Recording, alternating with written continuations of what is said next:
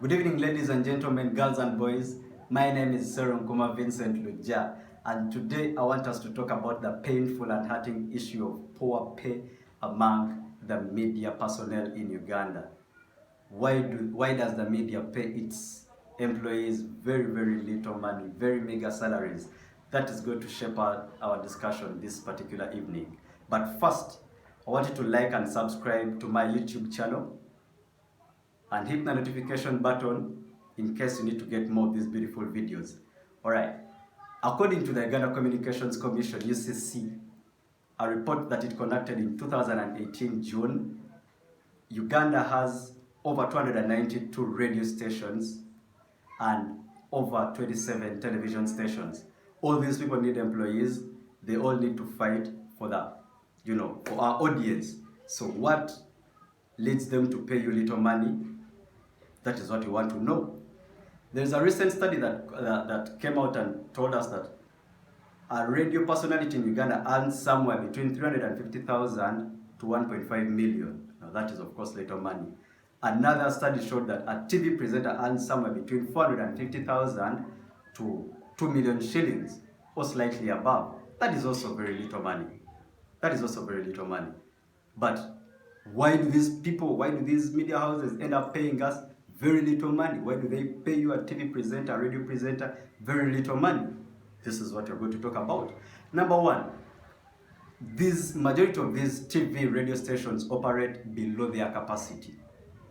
Yes, by 2012, a study showed that at least a media house, a radio station has to operate using maybe 60 million Uganda shillings every month, at least. Now, how many of those radio stations, TV stations, get that money even in 2 months? Your guess is as good as mine. Very few of them. Very few of them. A radio somewhere in Masaka will not, operate using 60 million. It won't operate at the same capacity as 91.3 Capital FM, Radio City, Sanyu, all these other big radio stations.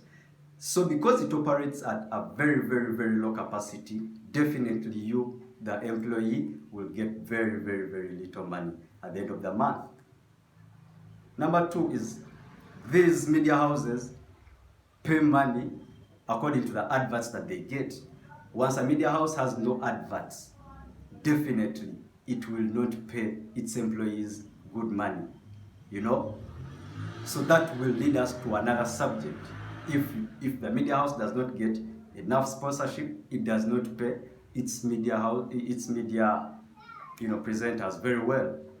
Now the other issue is the employees themselves, the TV presenters themselves, the radio presenters themselves. Are they creative? Are they original?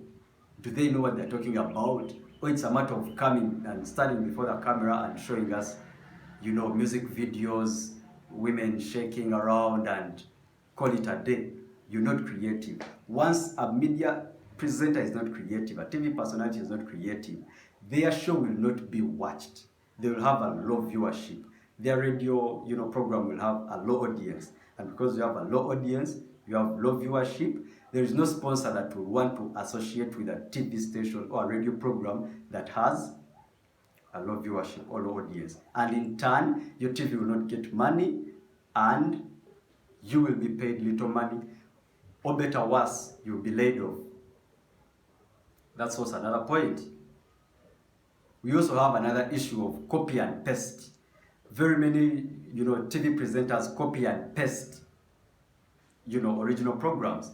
We have so many programs in the evening that show music programs, so many shows that show, Kwanjula, Embaga, news. So how come you want to be paid a lot of money yet you're doing the same thing over and over again? Let me give you an example. Airtel Uganda sponsors a popular TV show called After 5 on NBS TV. Now After 5 is really good. And it's a very good program. But if Airtel realizes that After 5 is watched by over 1.5 million people in Uganda on a daily basis, and you also have a TV station and showing the same thing, copying even the presenters of After 5, Airtel will not see any reason as to why they have to, sponsor your program and leave out After 5. And even if your program is good, they will notice it's a copy and paste of so many other programs after 5, the beat, and all those other big programs. So why would Airtel sponsor 10 shows which look like after 5 or the beat? It would zero one to one program, sponsor that one, and leave the rest out. So if your program is among those that have been left out, then definitely your paycheck at the end of the month will be very, very little. However, there's a good side to it. So now the solution, how do you, the media, personalities, TV, radio presenters, newspaper writers, how do you get a better paycheck at the end of the month? Now these are the simple solutions, Number one, learn how to negotiate for a better pay. When you walk into that boardroom with, maybe NTV, National Media Television, NBS, learn how to negotiate for a better pay at the end of the month, Say that with such and such an experience that I have, I cannot work for 400,000 a month. That would be good. Then you bring up your reasons as to why you can't work for 400, 500, 600,000 a month. That's number one. Negotiate for a better pay.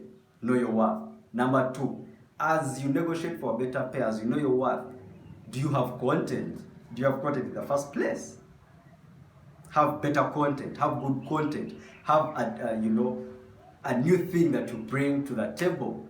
Have a new thing that you bring to the table. Be creative. Be creative. Bring about new things to the table, and within a long run, if you have your own idea and it brings in money, it collects viewership, then they will pay you very well. As simple as that. Simple. Have new ideas, get good content. Now the other thing is have a side job. Have a side job. What's wrong with having a side job at the end of the day? Because in Uganda, a TV program runs for 1-2 hours and the presenter goes away. So what do you do during the rest of the day? 22 hours. What do you do? You have to do something else. Other TV presenters are professional teachers. They go and teach and come and present on TV.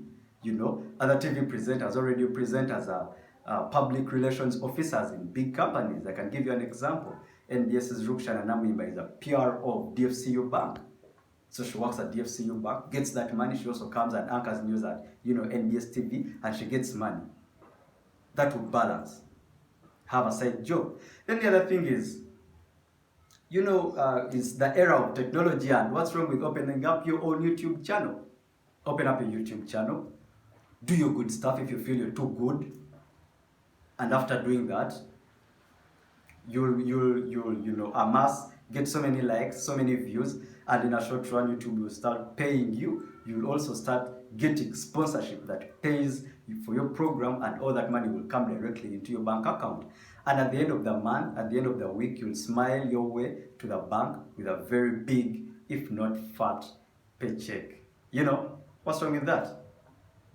Next time we shall be talking about other things, but be sure to like and subscribe to my YouTube channel, and you will be sure to get so many good things. Thank you so much. I want to thank the guys on the camera. God bless you and God bless Uganda. See you in the next episode. Peace.